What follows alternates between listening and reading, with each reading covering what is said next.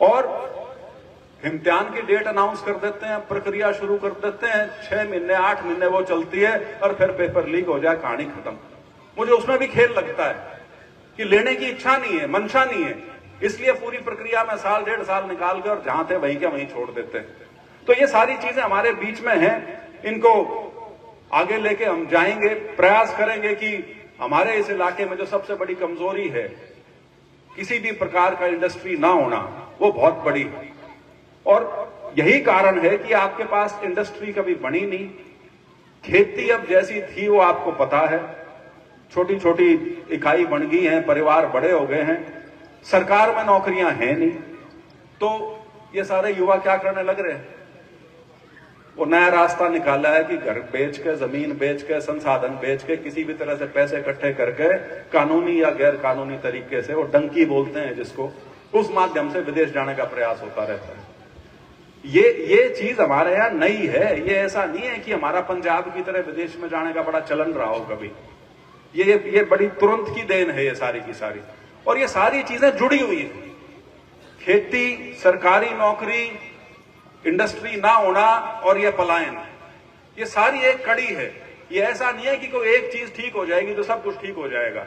ये सारी चीजें जुड़ी हुई हैं। कहने का मतलब ये कि पूरी व्यवस्था जो है वो बिगड़ी हुई है, और उसको यदि हमें सुधारना है तो उसमें पहला कदम, मैं ये नहीं कहता कि आखिरी कदम, पहला कदम ये है कि बीजेपी सरकार से निजात पानी है, ताकि इस पर काम किया जा सके। तो मेरा तो आप लोगों से यही अनुरोध है कि जो 5 तारीख का जो चुनाव है, उसमें आपको सिर्फ ये चुनाव नहीं करना कि आपने कांग्रेस को जितवाना है या किसी और को, उसमें आपने अपने राजनीतिक विवेक का दूसरा इस्तेमाल भी करना है। क्योंकि यहां पे जो लोग कांग्रेस का दम भरते थे, कांग्रेस के नाम पे राजनीति कर रहे थे, वो आज उसी कांग्रेस को हराने की कोशिश में लगे हुए हैं। सीधा सीधा मतलब क्या है कि बीजेपी की मदद करना चाह रहे हैं। तो ये चीज आपको देखनी समझनी है। आज मेरे ख्याल से सारे आ लिए आपके यहां, मेरे को पता लगा था कि सबका प्रोग्राम बना है एक एक करके।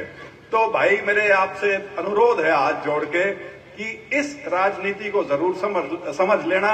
आपका बड़ा गांव है और राजनीतिक तौर पे बहुत सुलझा हुआ गांव हमेशा रहा है। हमेशा आप लोगों ने जो आपका राजनीतिक हित है उसको आपने बचाने का प्रयास किया और बचा के रखा है। एक बार फिर हमारे सामने परिस्थिति ऐसी है कि हम एक, क्या बोलते हैं वो, अभिमन्यु किसमें फंसा था? चक्रव्यूह में। चक्रव्यूह रचने की कोशिश की जा रही है। हालांकि आदमी तो बोलते हैं उनमें घना जोर है नहीं, लेकिन एक प्रयास है, और प्रयास सिर्फ कुछ वोटों को छटकने का है। वो वोट आपने लोकसभा में नहीं छटकने दिया, सीधा सीधा मुकाबला हुआ और कोई तीसरे पक्ष को कोई वोट नहीं दिया आपने। मेरा आपसे अभी भी अनुरोध यही रहेगा, मुकाबला है वो सीधा और स्पष्ट। हमारे हल्के में भी और प्रदेश में भी कांग्रेस और बीजेपी का मुकाबला है, और उसमें हमारा मत, मुझे पूरा विश्वास है, कांग्रेस के पक्ष में आपका जाएगा। और ऐसी कोई भी शक्ति या कोई भी ऐसे उम्मीदवार जो इस वोट में सेंधमारी से ज्यादा की कैपेसिटी जिनकी नहीं है, जिनकी मार नहीं है, आप उनको नकारेंगे। आप उनको इस प्रतियोगिता से, जिसको हम इलेक्शन कहते हैं, उसमें आगे नहीं बढ़ने देंगे।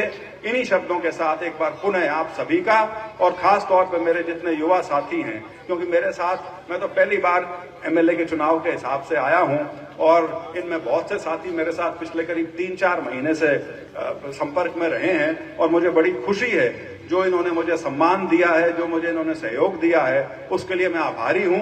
क्योंकि युवा शक्ति ही है जो अब जो चुनाव चल रहे हैं पिछले कुछ साल से और आगे तक जो चलेंगे, उसमें युवा शक्ति है जो निर्धारण करेगी। क्योंकि ये भी चीज अब कम होली कि घर में एक बड़े ने फैसला कर दिया और पूरे कुनबे ने एक तरफ वोट डाल दी। अब हर व्यक्ति अपना अलग अलग सोचता है। जो खास तौर पर युवा जो है, ये सारा युवा सोशल मीडिया का है। ये बहुत अपना समय लगाते हैं सोशल मीडिया पे क्या चल रहा है उसको देखने में। तो ये सारे जागरूक हैं। ये ऐसा नहीं है कि इनको पता ना हो और सिर्फ एक की मान के चलेंगे। तो मेरा तो इन सभी साथियों का मैं आभार व्यक्त करता हूं, और इस उम्मीद के साथ कि आने वाली 5 तारीख तक अपनी कमर कस के सारे इस संघर्ष में जुड़े रहेंगे, और जो एक हवा जो प्रदेश में चल रही है, उस हवा को आंधी में बदलने का काम हम सब मिलकर करेंगे, ताकि 8 तारीख को जब नतीजे आए तो कांग्रेस को एक बहुत भारी बहुमत से हम सरकार में लेके आए। और ये भाई मेरे को बार बार भावी मंत्री कह रहा था। मेरा मानना यह है, एक समय पे एक कदम लेना चाहिए। फिलहाल कदम यह है कि 5 तारीख को इलेक्शन है, वो लड़ना है, वो जीतना है, उसके बाद बाकी चीजें होंगी। लेकिन आपका वजन जरूर राजनीति में इतना है कि आपको अपने अधिकार का, अपने वजन के हिसाब से जो पद है वो भी जरूर मिलेगा, उसके बारे में मुझे कोई शक नहीं है। आप सबका बहुत बहुत आभार, बहुत बहुत धन्यवाद। जय। सबसे पहला प्रोग्राम मांगा सरपंच का लाडुओं के साथ तोड़ लेंगे भाई, वहां पहुंच जाए, सारे लाडुओं के साथ सम्मानित किए जाएंगे। मांगा सरपंच